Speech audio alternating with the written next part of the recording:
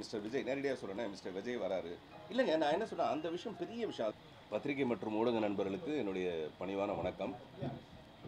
இத்தனை மைக்குக்கு நடுவில் இந்த ரோஜா பூ மட்டும் மௌனமாக இருக்கு இல்லையா, அந்த மாதிரி நானும் இந்த மேடையில் மௌனமாக தான் இருக்கணும். ஏன்னா இந்த படத்தை பற்றி எனக்கு பெருசாக எதுவுமே தெரியாது. நான் எப்போவுமே நல்ல விஷயம் நடக்குதுன்னா அதில் போய் ஒத்துழைக்க முடியுமான்னு நான் பார்ப்பேன். அப்படி கிருத்திக் வந்து சமீபத்தில் அறிமுகமானவர் அவங்க அப்பா மூலமாக. எனக்கு எப்போவுமே இந்த அப்பாக்களை ரொம்ப பிடிக்கும். அவர் அப்பா வந்து தன்னுடைய பையனுடைய அறிமுகத்துக்கு நீங்கள் வந்து வாழ்த்தினா நல்லா இருக்குன்னு சொன்னார். அதை தவிர எனக்கு இந்த மேடையில் எல்லாரையும் நான் இங்கே வந்து தான் பார்க்குறேன். ஒரு ஹீரோ, டைரக்டர் மகேஷ்குமார், இந்த படத்துக்கான தயாரிப்பாளர்கள் எல்லாருக்கும் என்னுடைய மனப்பூர்வமான வாழ்த்துக்கள். மௌனம் வந்து ஒரு சிறந்த மொழி. மௌனத்தை வந்து நம்ம எப்போல்லாம் கடைப்பிடிக்கலான்னா, 41 மரணங்கள் ஏற்படும் போது கூட நம்ம மௌனத்தை கடைப்பிடிக்கிற அளவுக்கு ஒரு மோசமான சூழலில் தான் நம்ம வாழ்க்கை இருக்குது. சோஷியல் லெவல் வந்து அங்கே தான் இருக்குது. அதை வந்து நம்ம தவிர்க்க முடியாமல் சில காரணங்களுக்காக இதில் எது சரி தப்பு அதில் தான் ஆராயறதுக்கு வேற ஒரு பெரிய குழு இருக்கிறதுனால மேற்கொண்டு இந்த மாதிரியான பலி ஏற்படாமல் இருக்கிறதுக்கு, அது அலட்சியமோ அஜாக்கிரதையோ அல்லது சதியோ சூழ்ச்சியோ அது எதுவாக இருந்தாலும் அந்த பிரச்சனைக்குள்ளே போகாமல் இந்த பாதிக்கப்பட்ட மக்களுக்கு மேலும் மேலும் ஏதாவது ஒரு பிரச்சனை பாதிப்புக்குள்ளாகிற மாதிரியான ஒரு சூழ்நிலை வராமல் இருக்கிறதுக்கு என்ன செய்யணுமோ தெரியாது. அதுக்கு இந்த காந்தி ஜெயந்தி அன்றைக்கி காந்தியை வேண்டிக்கும்.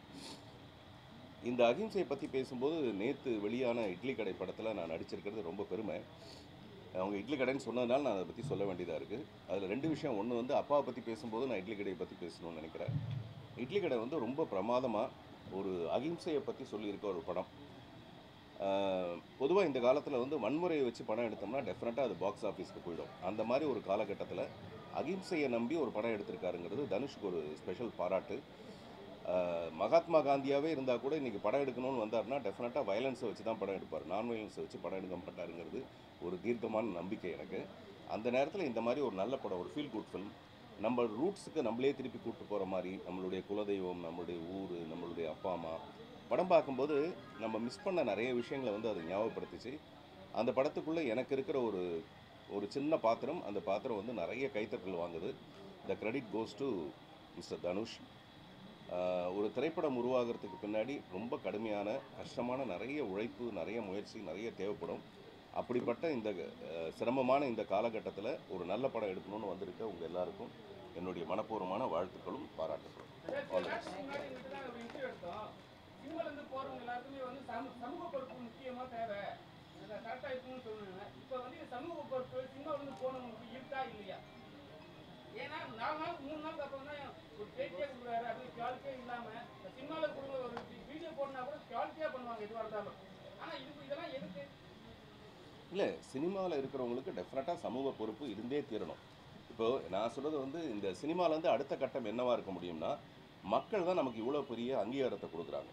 இப்போ நான் வந்து சினிமாவுக்கு வந்தப்போ எங்கள் அப்பா அம்மா கஷ்டப்பட்டு எனக்கு சோறு போட்டிருந்தா கூட எனக்கு சொசைட்டியில் பெரிய மரியாதை ஏற்படுத்தி கொடுத்தது இந்த புதிய பாதையின் மூலமாக இந்த சமூகம். ஸோ இந்த சமூகத்துக்கு நான் இன்டர்ன் ஏதாவது நல்லது செய்யணும்னு சொல்லிட்டு தான் பார்த்திபன் மனிதநேய மன்றம்னு ஒரு மன்றத்தை ஆரம்பித்தேன்.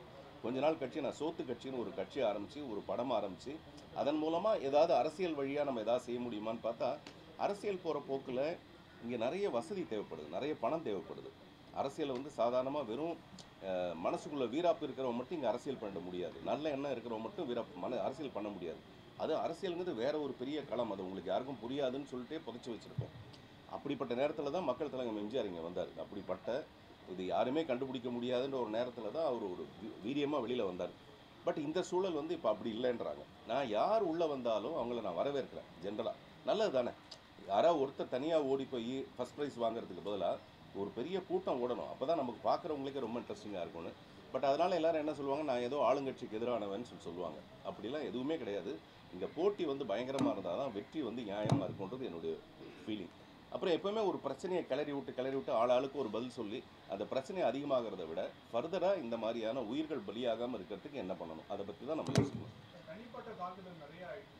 சமீப காலமாக அது நடிகர்கள் மேலே, அரசியல் வரவங்க அரசியல் பேசுகிறவங்க அதை பற்றி நம்ம அரெஸ்ட் பண்ணுறாங்க. நீங்கள் நான் சாதாரணமாக ஏதாவது ஒரு போஸ்ட் நான் ரெகுலராக சோஷியல் மீடியாவில் எல்லாத்துக்கும் ஒரு பதில் போடுறேன். போடும்போது கீழே கெட்ட வார்த்தைகளை அவங்க ரியாக்ட் பண்ணுறாங்களா, அது பார்க்கும்போது நமக்கு கோவம் வருது. சட்டையை பிடிச்சிட யார்ரா நீ நாயை வெளில வட, உனக்கு முகம்னு ஒன்று இருந்தால் வெளில வட பார்க்கலான்னு சொல்லலான்னு தோணுது. பட் அவனுக்கு முகமே கிடையாது. அவன் யாரோ ஒருத்தன்.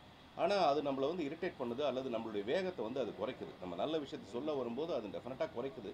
பட் இதுக்கு வந்து வேறு ஏதாவது ஒரு வகையில் போலீஸ் சைடில் இதுக்கெல்லாம் ஒரு, நான் கொஞ்ச நாளைக்கு முன்னாடி கூட சொன்னேன், இவர் இறந்து விட்டார், அவர் இறைவனோடு சேர்ந்து விட்டார் சொல்லிட்டு அந்த கேஸ் நான் போட்டிருக்கேனே தவிர இது வரைக்கும் அதுக்கான எந்த பதிலுமே வரல. ஸோ அதனால் நீங்கள் தான், உங்கள் கையில் தான் அந்த பவர் இருக்குது. உங்களை சுற்றி நடக்கிற ஏதோ ஒரு கூட்டத்தில் இருந்தால் அந்த மாதிரியான விஷயங்கள் வருதுன்னா அது நீங்களாக ஒரு மேடை போட்டு ஏதாவது தவிர்க்க முடியுமான்னு பார்க்கணும். அரசியல்வாதிகள் இப்போ வந்து நடிகர்லாம் வந்து சப்போர்ட் பண்ணுறது கிடையாது, நடிகர்களுக்குள்ளே சப்போர்ட் பண்ணுறது கிடையாதுன்னு சொல்லிட்டு ஒரு விஷயம் போயிட்டு இருக்கு. அது எப்படி நீங்கள் பார்க்கணும்? அதாங்க, நான் வந்து இப்போ மிஸ்டர் விஜய் நேரடியாக சொல்கிறேன்னா, மிஸ்டர் விஜய் வராரு அப்படின்னா நல்ல விஷயம் தானேங்க. ஒரு சினிமாவை விட்டுட்டு இவ்வளோ பெரிய சாக்ரிஃபைஸ் பண்ணிட்டு வராருன்றது ஒரு புது எண்ணத்தில் சொல்கிறதே தவிர, அப்போ சப்போர்ட் பண்ணியிருந்தாங்க. இப்போ 41 உயிர் போனதுக்கப்புறம் யாருமே வந்து அவருக்கு உதவி குரலாக யாருமே கொடுக்கவே இல்லை. அரெஸ்ட் பண்ணணும்னு தான் சொல்லியிருக்காங்க 2-3 நடிகைக்கு. அதான் சொல்கிறேன், நம்ம அதையே நம்ம நடிகை மட்டும் ஃபீமேல் லீடை மட்டுமே எடுத்துக்கிறோம். மேல் லீடெலாம் இருக்காங்கல்ல, அதனால் நீங்கள் என்ன சொல்றீங்க? இல்லைங்க. நான் என்ன சொல்கிறேன், அந்த விஷயம் பெரிய விஷயம். அதுக்கு ஒரு ஆணையம் அமைக்கிறாங்க, அதுலேருந்து தீர்ப்பு வரப்போகிறது வேறு விஷயம். நான் தனியாக ஒன்று சொல்கிறது, அவங்க தனியாக ஒன்று சொல்கிறது, இவங்களை அரெஸ்ட் பண்ணுங்க, அவங்களை அரெஸ்ட் பண்ணாமல் சொன்னால் அப்புறம் சட்டம் எதுக்கு, ஜட்ஜஸ்லாம் இங்கே எதுக்கு? அதனால் அதெல்லாம் கொஞ்சம் அத்துமீறின விஷயங்கள், செய்திகள். இட்லி கடையில் கெஸ்ட் ரோல் மாதிரி நடிச்சிருக்கீங்களே, என்ன காரணம்? அந்த கேரக்டர் தனுஷோட எனக்கு ரொம்ப நீண்ட பழக்கமும் ஒரு சண்டை ஒன்று இருந்துகிட்டே இருந்தது. 1001 டைம்லேருந்து அது அவர் தான் நடிக்க வேண்டிய ஒரு ரோல், அவருக்கு பதிலாக தான் நான் நடித்தேன். அது சம்மந்தமாக ஏதோ ஒரு பிரச்சனை இருந்தது. அப்புறமேல வெற்றிமாறனுடைய படத்தில் நான் தான் நடிக்க வேண்டியது. அது என்ன படம், ஆடுகளம். அது நான் பண்ண முடியாமல் போயிடுச்சு சில காரணங்களால். இப்படி எங்கள் 2 பேருக்குள்ள நிறைய உரசல் ஒன்று இருந்துகிட்டே இருந்தது. அப்புறம் சூதாடின்னு ஒரு படம் வெற்றிமாறன் ஆரம்பித்தார். அது ஒரு 5 நாள் ஷூட்டிங்கோடு நின்று போச்சு. இது ஏன்னு எனக்கு தெரியல. இது எல்லாத்தையும் ஈடுகட்டுறதுக்காக இந்த தடவை தனுஷ் வந்து இந்த படத்தில் நீங்கள் நடிங்கன்னு கேட்ட உடனே நான் டெஃபினட்டாக என்ன கேரக்டர்னு கேட்டேன். அது ரொம்ப சின்ன கேரக்டர் தான், ஆனால் சின்ன கேரக்டரில் ஒரு சின்ன ட்விஸ்ட் ஒன்று இருந்தது. இப்போ நான் வாழ வைப்பேன்னு ஒரு படத்தில் ரஜினி சார் வந்து ஒரு 5-6 சீன் வந்தாலும் கிளாப்ஸ் வாங்கிட்டு போயிடுவார். நான் எப்போவுமே அதை எதிர்பார்ப்பேன். அந்த விஷயம் வந்து அதுக்குள்ளே இருந்தது. தியேட்டரில் பார்த்தீங்கன்னா அதுக்கு பிரமாதமான ரெஸ்பான்ஸ். இத்தனைக்கும் நான் ரொம்ப நெகட்டிவாக போய் அந்த செகண்ட் ஹாஃபில் நான் என்னோடய ட்விஸ்ட்டை வந்து பயங்கரமாக, அப்படின்னா ஜனங்க வந்து ஆர்வமாக எதிர்பார்த்துட்டு இருக்காங்க. என்னை எப்போவுமே யாருமே ஒரு வில்லனாக பார்க்குறதே கிடையாது. நான் வில்லனாக நடித்தா கூட இவங்களுக்குள்ளே வேறு ஏதோ ஒரு நானும் ரவுடி தான் கூட எடுத்துக்கிட்டிங்கன்னா என்னை முழுக்க வில்லனாக பார்க்க மாட்டாங்க.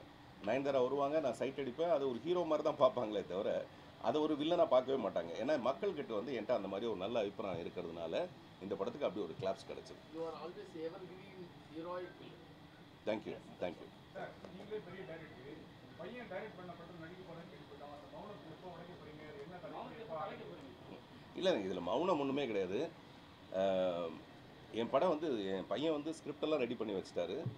அவருக்கு ரொம்ப நாளாக கமர்ஷியல் படம் பண்ணணும்னு ஆசை. இப்போ நான் நிறைய எக்ஸ்பெரிமெண்டல் ஃபிலிம்லாம் பண்ணி நான் அடிப்படுறதெல்லாம் அவர் பார்த்துட்ருக்காரு. அதனால் அவருடைய ரூட்டே அப்படியே வேறு. அவர் லோகேஷ் கனகராஜ், நெல்சன், இந்த மாதிரி ஒரு படம் 2 படம் 100 கோடி 500 கோடி இப்படி ஏதாவது போகிறது தான் அவருடைய பிளானு.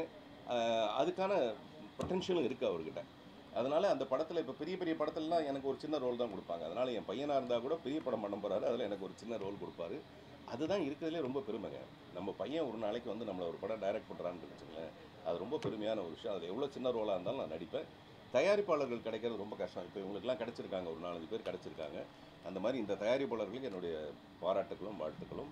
என் பையனுக்கு அந்த மாதிரி நல்ல தயாரிப்பாளர் கிடைக்கும்போது டெஃபினட்டாக படம் பண்ணுவோம். சார், கொஞ்சம் காலமாகவே நீங்கள் மௌனம் வச்சுருக்கீங்க. அரசியல் கட்சி தொடங்க போகிறேன்ட்டு ஒரு மௌனமாகவே இருக்கீங்க. எப்போ வந்து கலைய போகிறீங்க, எப்போ ஸ்டார்ட் பண்ண போகிறீங்க? டெஃபினட்டாக 26 இல்லைங்க. 26 வேறு சில போட்டிகள் இருக்கிறதுனால 26 நான் தான் சிஎம்னு ஒரு படம் மட்டும் எடுக்கலான்னு இருக்கேன். அது இப்போதைக்கு கட்சியை தொடங்குற ஐடியா இல்லை. ஏன்னா இருக்கிற கட்சிகளுக்குள்ளே இருக்கிற போராட்டமே கரூர்லேயே ஜரூராக இருக்குது. அதனால் நன்றி, மிக நன்றி.